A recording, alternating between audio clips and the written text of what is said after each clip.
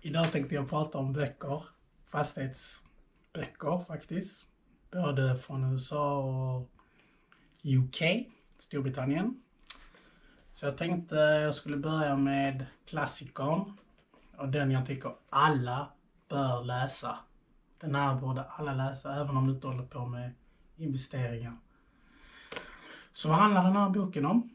Jo, den handlar om tillgångar och skulder och hur man bör se över det. Vad som är en skuld och vad som egentligen är en tillgång på passiva investeringar går han in på. Så den är väldigt grundlig och den är nummer 1. De övriga böckerna, det är ingen rangordning utan jag bara kör. The ABC of Real Estate Investing med Ken McElroy. Riktigt bra bok. Han är ju Robert Kiyosakis rådgivare, finansiell rådgivare, och han är riktigt bra. Man märker att han håller på med skatt och sånt. Han nämner bland annat i boken hur man kan kringgå och betala skatt genom att refinance och lägga bolån och lägga lån igen och så ta lånet och köpa en ny fastighet. Så väldigt bra. Inte så djupgående men den är bra. Rekommenderar den starkt. Sen har vi Emelies favorit. No Money Down med Kevin.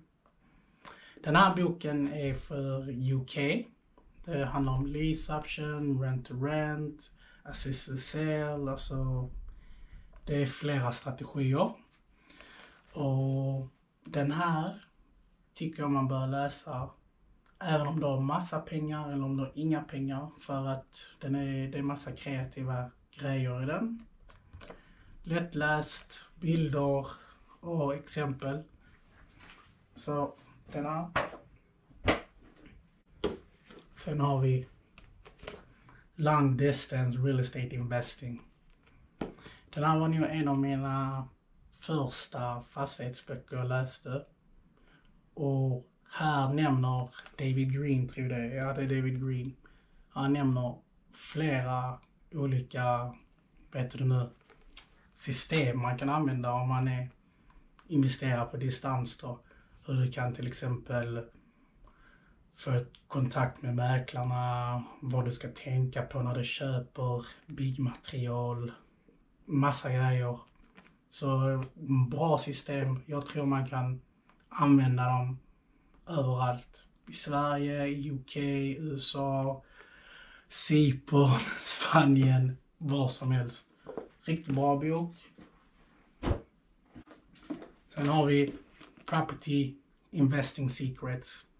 Den hette innan 44 Property Investing Secrets, men de har gjort om den flera gånger. Jag tror den är the 4th edition. Den här är gjord av Rob Moore och Mark Homer som är för Progressive, och riktigt bra bok. Speciellt om du håller på i UK. Det går igenom basic och sen så grejer du ska tänka på. Till exempel att du ska bemästra innan du går till nästa steg. Så till exempel om du har en strategi av att du gör bara buy to lets.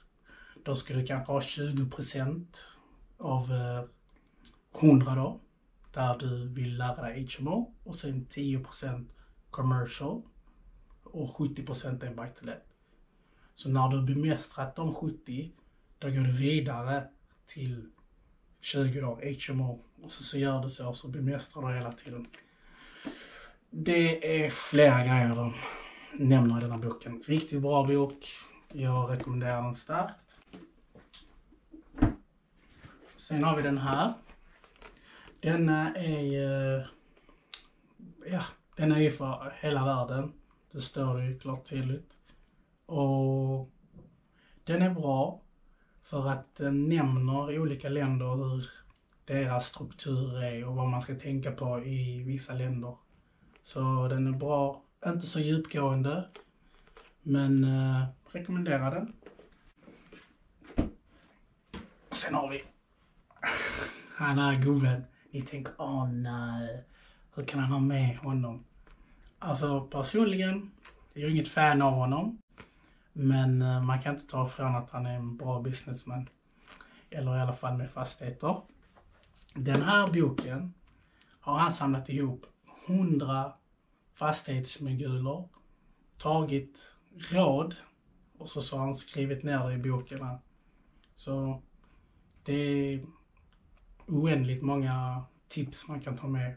Så jag rekommenderar det. Det är ingen handling eller något sånt här. Det är bara rakt av. Ja, vilka råd ska man ha när man investerar? Så har han frågat en person, så säger de det och så har han lagt i boken. Riktigt bra bok. Sen så finns det ju såklart andra böcker, typ Rob Dix har många bra böcker. Simon Such har ju sin bok. Ja, det finns jättemånga, men jag har inte tagit med dem. Jag anser de här böckerna, om man har läst de här böckerna så klarar man sig galant. Så det var jag att säga.